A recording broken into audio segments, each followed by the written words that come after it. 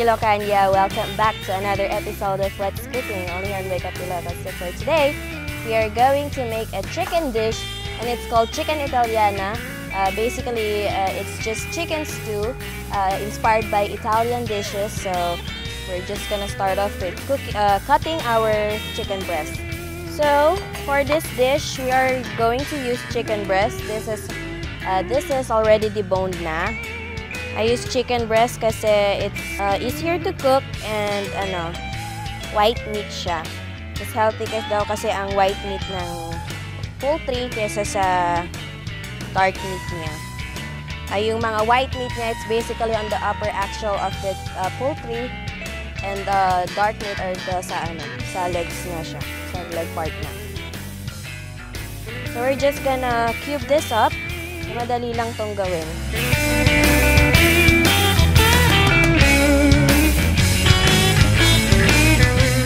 And of course, onions. Just gonna roughly chop this.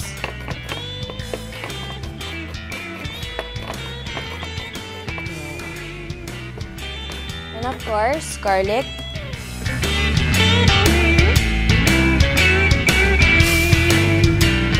Tapos, bell pepper. You can use green, you can use yellow, you can use red.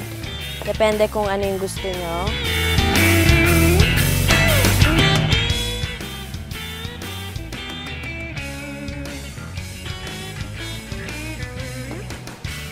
Kakat lang natin siya ng ganito.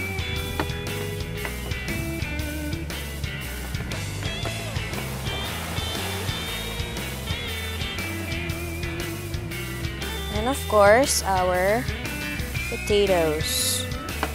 I-cube lang natin siya. For this dish, hindi kailangang maganda ang ating paghiwa kasi ang style nito, since it's Italian, we want it rustic style. May rustic meaning yung mga sinaunang panahon nung wala pang French dining and mga diba? Pang mga gourmet cuisine. So this is actually a comfort food. And now we are going to heat our pan. And we're just gonna add a little amount of oil. Tapos, season natin ang ating chicken ng salt and pepper. Like I always say, guys, always season your protein before you even cook it. Yan. Para naman at least kumapit yung konting flavor. So first, we're just gonna add our onions and garlic. Okay?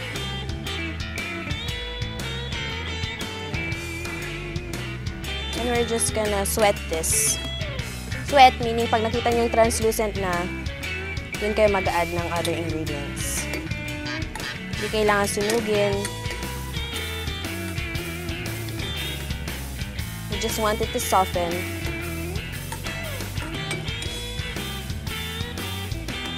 So pag nakita nyo na medyo translucent na ang iyong onions and garlic, then we're ready to add our chicken. Mabilis lang to.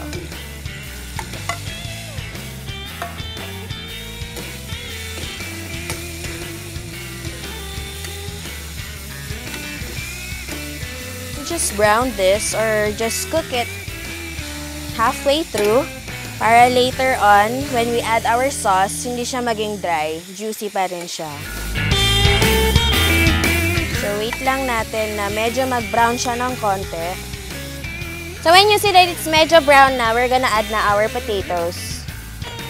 Para later on, when we add the sauce, tender na ang ating patatas.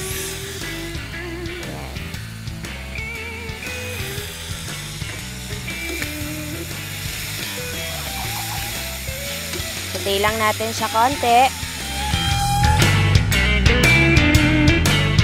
And now we're going to add a little amount of tomato paste. We're just gonna add a little amount, about a tablespoon or 2. Just for a little acid. Yan.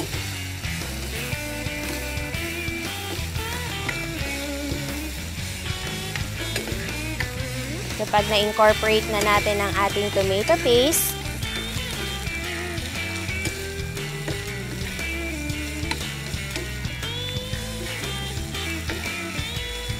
that would be the time na i-add na natin ang ating tomato sauce.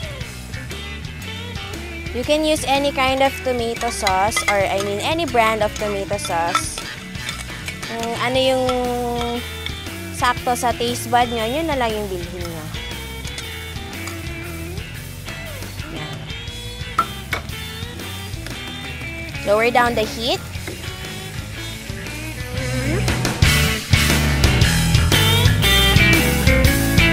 And we're gonna add about 125 ml of water.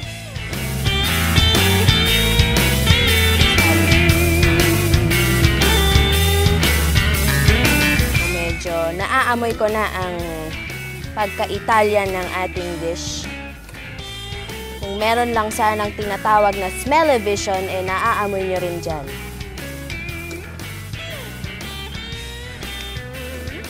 Ayan. So let this simmer for about 5 minutes until tender lang yung ano nyo. We're gonna add our bell peppers on top. Do this with a little bit of cayenne. Siyempre, hindi siya magiging Chef Sam dish kung walang cayenne pepper. Black pepper.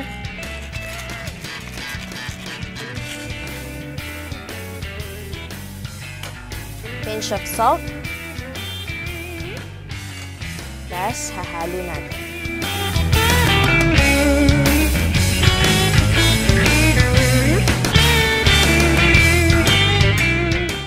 And now, lastly, we're gonna add some flavor spread to thicken and, of course, to flavor our dish.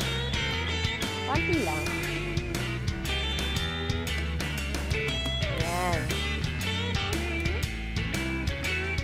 And our dish is done. Yan. Ilalagay lang natin siya. Wow! How festive! Ayan.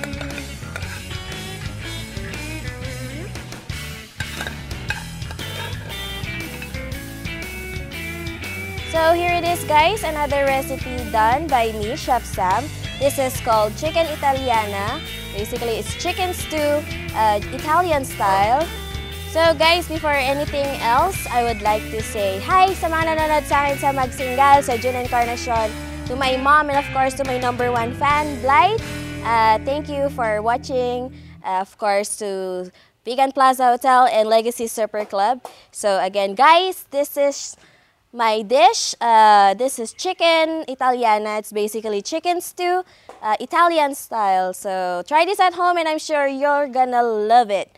And for more recipes and tips, join me again next time on another episode of What's Cooking, only here on Wake Up Ilocos.